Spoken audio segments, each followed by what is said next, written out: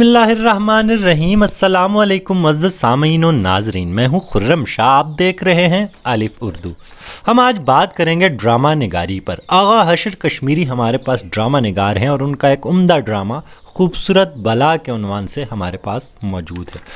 तो सामीन, हम इस खूबसूरत बला के एक मुख्तसर से इक़्तिबास यानी एक मंज़र पर बात करने जा रहे हैं, जिससे हमें अंदाज़ा होगा कि आगा हशर कश्मीरी की ड्रामा निगारी क्या है और ड्रामा होता क्या है। तो ड्रामा क्या होता है? ड्रामा ऐसी अफसानवी नसर है कि जिसमें ऐसी कहानी बयान की जाती है जिसे स्टेज पर पेश किया जाना होता है। गोया ड्रामा ऐसी नसर है या ऐसी कहानी होती है जिसे किरदारों की मदद से स्टेज पर पेश किया जाता है। तो ये स्टेज पर पेश किए जाने के लिए ही तहरीर की जाती है। बाकी अफसाना हो गया, नावल हो गया, तो उसमें इस मकसद को मलहूज़ नहीं रखा जाता।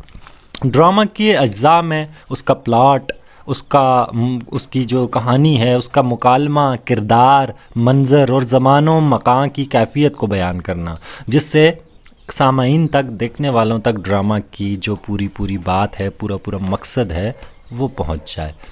ड्रामा के सामीन, हम जानते हैं शेक्सपियर एक माहिर अलमिया निगार था ड्रामा के हवाले से। तो ड्रामे की अक़साम अगर बात की जाए तो उसमें अलमिया, रज़मिया और तंज़िया और मिज़ाहिया अहम अक़साम है। ऐसा ड्रामा होता है जिसमें जो है रक़्स, मौसीकी को अमल दखल होता है। रज़मिया में जंग और जदल ऐसे मामलात को, माहौल को पेश किया जाता है, जबकि तंज़िया और मिज़ाहिया में किसी भी बात को जो है, किसी भी मौजू को तर्ज़ और मिज़ाह के ज़रिए पेश किया जाता है। अरस्तु ने आला तरीन जो आर्ट की फॉर्म बताई है, उसमें उसने अलमिया को यानी ट्रेजेडी को सबसे आला किस्म बयान किया है कि ये इंसानों के दिलों में हमदर्दी और नर्म जज्बात पैदा करता है, उन्हें कैथारसिस का मौका देता है। तो खूबसूरत बला एक अलमिया है, ख़ास तौर पर जो हमारे पास मंज़र है। तो इस एक मंज़र में अलमिया बयान किया गया है तौफ़ीक का, जो कि नेकी का नुमाइंदा है। तो आए बढ़ते हैं खूबसूरत बला की जानिब। तो सबसे पहले इसके किरदार समझने होंगे। तो इसके जो किरदार हमारे पास पेश आते हैं उनमें नेकी, बदी, शमसा, तौफ़ीक, कत्लू खान और तुगरल बेग, तमाम मामलात में कहीं ना कहीं हमें हक़ व बातिल नज़र आता है। तो नेकी बदी के किरदारों के ज़रिए हमें इस ड्रामा का आगाज़ करवाया जाता है कि स्टेज के सामने नेकी और बदी कुछ मुकालमा बोलते हैं आपस में, और नेकी बदी की शर्त लगती है कि देखना तू जीतती है या मैं जीतती हूँ, यानी नेकी के मानने वाले आखिर में जीतेंगे या बदी के मानने वाले। तो अब असली किरदारों की तरफ बढ़ते हैं। तो इस मंज़र में जो किरदार हैं उनमें जो नेकी का नुमाइंदा एक ही किरदार है और उसका नाम है तौफ़ीक। तौफ़ीक की कहानी हम आगे बात करते हैं। तो तौफ़ीक एक नेकी का नुमाइंदा है जिसे शमसा ने पकड़ा हुआ है, कैद किया हुआ है कत्लू खान और तुगरल बेग के ज़रिए। तो शमसा, तौफ़ीक, कत्लू खान और तुगरल बेग, ये चार किरदार हमारे सामने मौजूद है। शमसा नाम से ज़ाहिर है कि शम्स सूरज को कहते हैं, शमसा औरत का नाम है और वैसी ही वो अपने नाम के जैसी औरत है, शिद्दत वाली। कत्लू खान और तुगरल बेग, उनके नामों के साउंड इफ़ेक्ट्स देखें, सौती तासरात देखें, बिल्कुल गुंडों वाले और बड़े ज़ालिम किस्म के उनके यानी सौती तासरात आते हैं। तौफ़ीक जबकि एक नेकी का नुमाइंदा किरदार है। तो अब कहानी कुछ यूँ है कि शमसा वो मलिका है और उसने अपने भाई बादशाह बरजीज़ को कत्ल किया है, कत्ल करके उसका तख्त कब्ज़े में ले लिया है, और अब वो उसके बेटे शहज़ादा सुहेल को कत्ल करना चाहती है ताकि आइंदा उसे सल्तनत चलाने में कोई मसला दरपेश न रहे। अब तौफ़ीक ऐसा नेक दिल किरदार है जो बादशाह बरजिस का वफ़ादार था। उसने क्या किया है, अपनी जान पर खेलकर शहज़ादा सुहेल को कहीं छुपा दिया है। अब शमसा चाहती है तौफ़ीक से कि वो उसे शहज़ादा सुहेल को हवाले करे, मगर तौफ़ीक इनकार करता है। इस सारे मंज़र में इसी बात को पेश किया गया है। शमसा कत्लू खान और तुगरल बेग की मदद से तौफ़ीक पर दबाव डाल रही है, जिसे ज़ंजीरों में जकड़ा हुआ है, और उसे चाहती है कि वो सुहेल का पता बता दे, शहज़ादे का पता बता दे, मगर तौफ़ीक ऐसा नहीं करेगा क्योंकि वो नेकी का नुमाइंदा है। जी, तो ये सारा वाक़या है, और आखिर में जब तौफ़ीक इनकार करता है तो शमसा हुक्म सादर करती है कि इसका सर उतार दिया जाए, इसका सर कलम कर दिया जाए, मगर इस मंज़र में बताया नहीं जाता कि आया ऐसा होता है या नहीं होता। तो बढ़ते हैं। नेकी आती है सबसे पहले मंज़र पर और अपना तारुफ़ करवाती है। अपने तारुफ़ करवाते हुए वो कुछ अशार भी पढ़ती है। इस अशार से हमें यूँ समझ आती है कि इसमें तुर्बिया अनासर भी हैं ड्रामे में, यानी रिदम के साथ भी जुमले बोले जा रहे हैं, डायलॉग बोले जा रहे हैं। तो तुर्बिया अनासर भी इस अलमिया में मौजूद हैं। और एक और चीज़, मुकफ़ा नसर मौजूद है। मुकफ़ा नसर क्या होता है? تم ہوتی ہے۔ مکفہ نثر ایسی نثر ہوتی ہے جب نثر میں ہم کافیہ ردیف کا استعمال کرنے لگیں تو ایسی نثر کو ہم مکفہ نثر کہتے ہیں۔ مثلا یہاں ایک جملہ بولتا ہے توفیق کہ کس حال میں ہے، شیر لوہے کے جال میں ہے، تو حال میں ہے اور جال میں ہے، کافیہ ردیف کا استعمال ہو گیا۔ تو سامعین، کافیہ ردیف مکفہ نثر کے حوالے سے مرزا غالب کی تحریریں بہت اہم ہیں، ان کے خطوط پڑھیے تو اس میں آپ کو مکفہ نثر کی بڑی اچھی مثالیں مل جائیں گی۔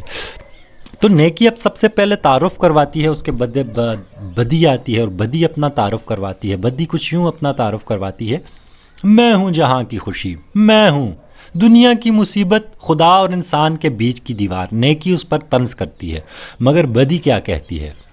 وہ اپنی تعریف کرتی ہے کن الفاظ میں کہ دنیا کی قسمت میرے دانے ہاتھ میں ہے اور اس کی کنجی میرے بائیں ہاتھ میں ہے۔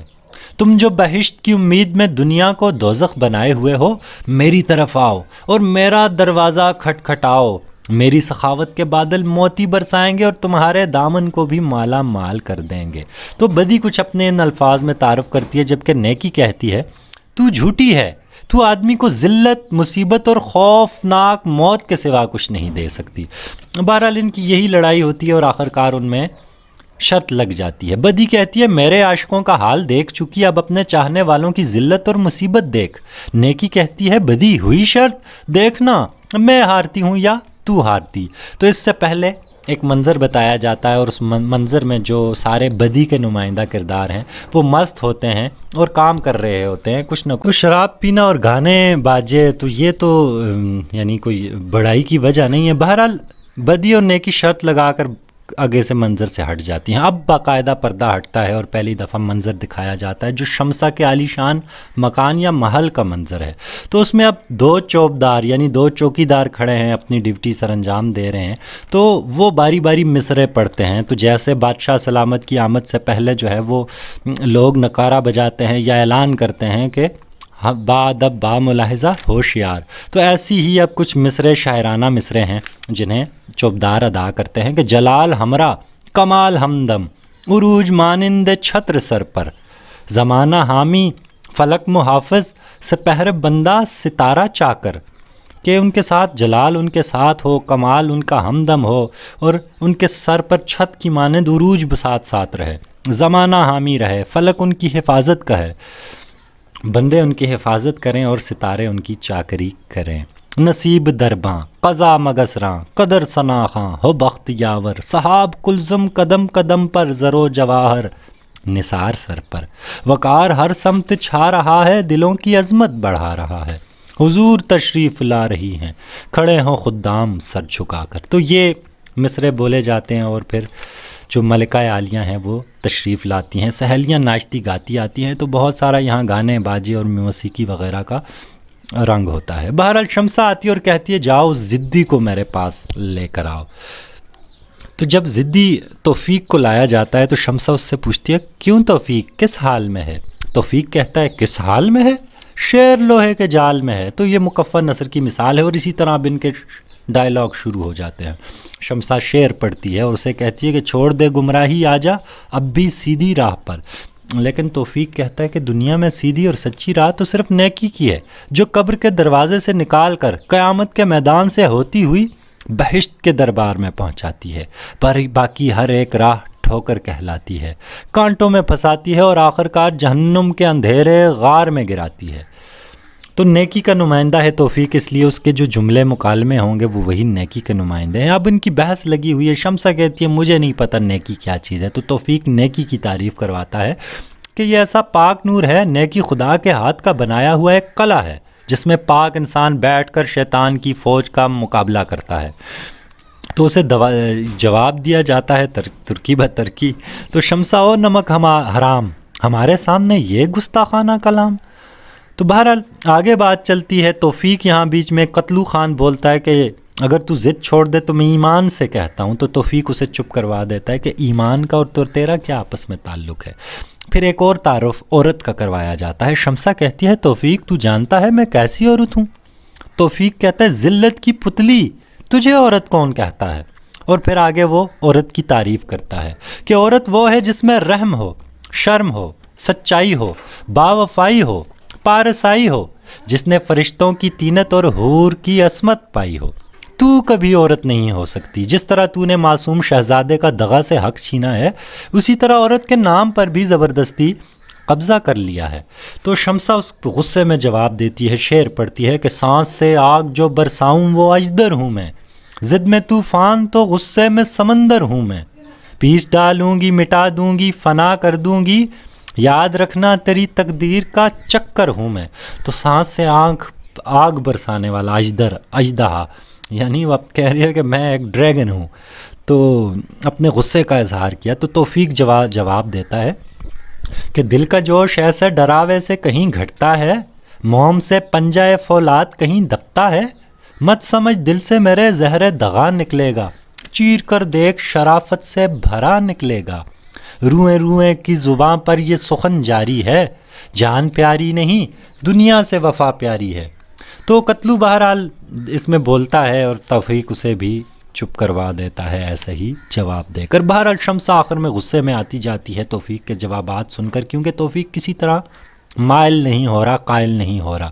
تو شمسہ کہتی ہے بس یہ واز پاگلوں کے لیے رکھ چھوڑ، سہیل کو ہمارے حوالے کر. توفیق کہتا ہے کیا معصوم شہزادے کو تم قصابوں کے پنجے میں ذبح ہونے کے لیے دے دوں، رحم اور انصاف کے گلے پر چھری پھیر دوں، تخت و تاج کے لٹیروں کو تعظیم دوں، شیطان کو بہشت کا مالک و وارث تسلیم کروں؟ نہیں، وفادار توفیق سے ایسا کبھی نہیں ہوگا. تو قتلو کہتا ہے تمہیں ایسا ضرور کرنا پڑے گا. بہرحال جب انکار ہوتا ہے تو توفیق کہتا ہے میں تیری شاہی سے بھی منکر ہوں.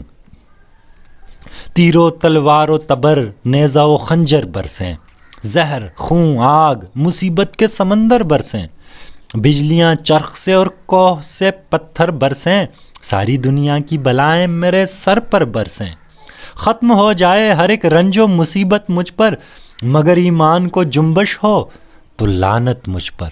تو یہ توفیق کا یہاں آخری ڈائلاگ، آخری مکالمہ بتایا جاتا ہے، جس کے جواب میں شمسہ کو یعنی غصہ آتا ہے. ایک اور وہ ڈائلاگ بولتا ہے شمسہ جب کہتی ہے کہ غور کر پھر غور کر ورنہ اجل تیار ہے، تیرا سر ہے اور اس جلاد کی تلوار ہے. تو توفیق کہتا ہے مصیبت کے ڈر رنج کے ہول سے، بہادر بدلتے نہیں قول سے، خدا لے کہ تو لے یہ جاں ایک ہے، مگر بات ایک اور زباں ایک ہے.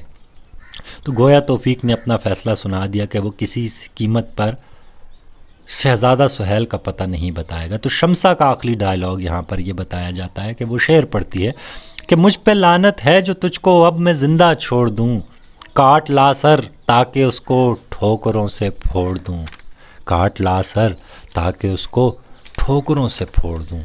تو یہ ایک منظر تھا. اس طویل یہ ڈرامہ ہے، 80-90 صفحات کا ڈرامہ ہے، مختلف مناظر ہیں. آخر میں یہ بتا دوں کہ اس میں شہزادہ سہیل آخر میں ڈرامہ کے آخر میں آ جاتا ہے اور وہ پھر شمسہ سے جو ہے وہ اپنا حق واپس لے لیتا ہے. تو اس منظر میں ہمیں یہ چند کرداروں کی مدد سے کہانی بیان کی گئی. تو مجھے امید ہے اب ہم ڈرامہ کو سمجھ چکے ہوں گے کہ ڈرامہ کیا چیز ہے اور آغا حشر کشمیری کی ڈرامہ نگاری کیسی تھی. تو اپنا خیال رکھیے گا. اللہ حافظ.